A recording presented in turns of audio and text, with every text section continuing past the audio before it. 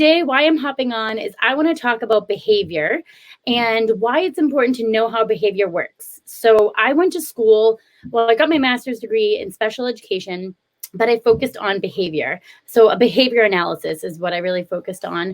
So I worked with students that were on the autism spectrum for years. I still have students that I work with now with that, but I was like on the higher end of the spectrum. So kids that maybe were nonverbal, they were using those, now a lot of people use iPads, but there's like Go devices and all kinds of things that if you were nonverbal, you'd have to communicate some way. So we would teach kids how to use those kind of platforms and things like that. So what I wanted to talk about today was behavior, because I actually recently had a comment from somebody really close to me that said, your kids listen so well. How did you do that? How did you get them to just go put their shoes on and go home? And there was no crying and screaming. And so I think it's because of the training and the education that I have that I learned so much. My best friend, Amanda, is a BCBA, which is a behavior analysis. She like literally runs programs and writes programs for students or even adults. Actually, I shouldn't just keep saying students. I work with adults too, and she works with adults now. And what we do is we communicate how behavior works to people. So you can kind of understand, how to prevent a temper tantrum with your kid. If you're understanding what's going on and why it's happening, then you're going to be more likely to be able to prevent those things happening in the future. So I think that's why my kids definitely have a better aspect of listening and understanding. My husband will laugh if he's watching or if he does watch, because I have become a little bit of a softie. I always thought I'd be the more like hard person because I'm like, no, I know how this works.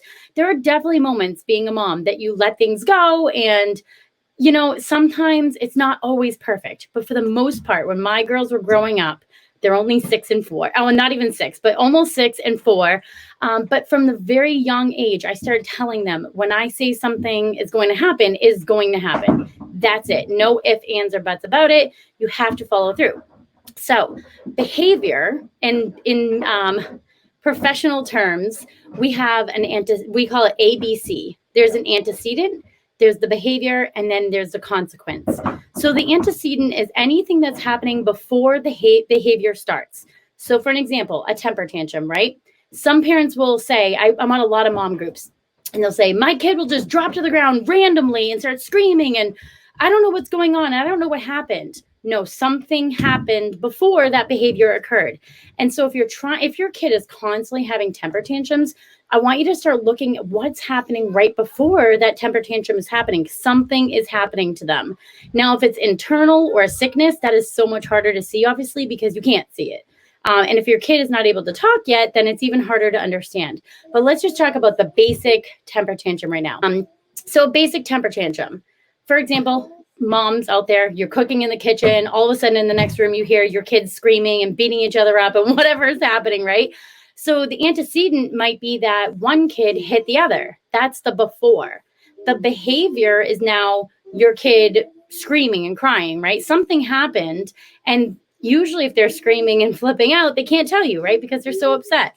So the antecedent is the behavior that, the stimulus that happens before. The behavior would be the crying, and then the consequence is how you're going to solve that problem for the kid, or how you're going to help them solve the problem. So the important thing is, if you can tell what's happening before the behavior is actually happening, you're more likely to help your child navigate those problems and behaviors before the tantrum mode happens. If you can see that, as soon as the child that is about to hit the other child is going to happen, you stop and try to have them use their words ahead of time. How can you solve that problem before the problem is going to happen, or before the tantrum is going to happen? But I just hope that people can understand. The whole point of the video is so people understand that there's not ever usually going to happen. It's not going to ever be a random tantrum. There's always a reason why something is happening before the behavior. Okay. So even maybe in a marriage, right? A husband and wife.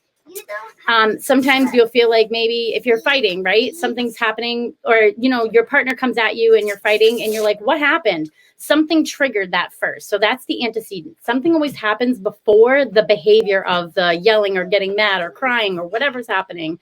And then the consequence is how you're going to follow up with that.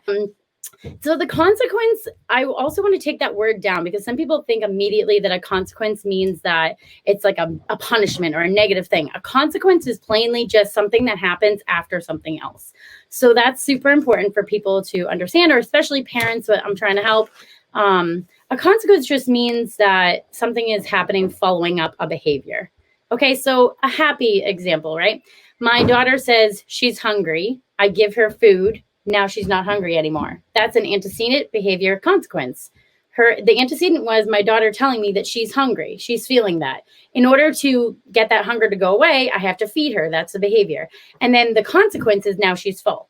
So do you see how consequence, not necessarily like a punishment or you're going to get consequences. We use it like that in our terminology around, classrooms or your house or wherever, but start thinking about consequences in a different way. It's not always a negative thing, even though sometimes we portray it like that as educators or parents or whoever in any situation. So I hope this video is kind of helpful or super helpful for some people to just understand the background of things happening. My specific thing that I want to talk about later in the week is tantrums and how to prevent tantrums before they get to that mode where it's out of control. Because I know someone in my mom group recently was saying, my kids are having constant tantrums. I don't know what's going on. I don't know how to make them stop. And so tomorrow I'm going to talk about how to prevent tantrums, how to see them happening ahead of time, and how to deal with them and how to have them stop happening all the time. Because no one wants to live a life where a kid is tantruming all the time, especially that kid. No, that kid does not want to be screaming and crying and flipping out every day. They just do not have the words or the problem solving skills to not do that. That's their immediate response because they don't know what else to do. And if you have been following up with that kid and giving plenty of attention, then they know that screaming and tantruming is what's working for them to get their problem solved.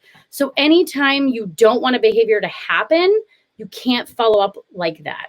So, but again, that's like a whole other topic video that I'll talk about at another point. If you're interested about that, please leave them in the comments. Tell me that you want to know more about that. I hope everyone enjoyed this. All right, guys, I hope you had some valuable information in here, and I will see you in the next.